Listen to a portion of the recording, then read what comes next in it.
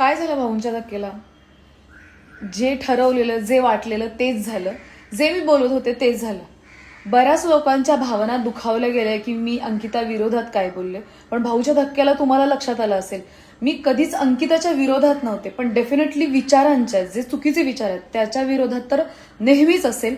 जसे की भाऊंच्या धक्क्याला सांगितलं, निकी इतके दिवस निगेटिव्ह आणि निगेटिव्हच दिसलीये, तिची तारीफ झालीच ना. कारण का? कारण तो कालचा आठवडा, मागचा आठवडा तो असाच होता की घर एका बाजूला आणि ती दोघं जण एका बाजूला.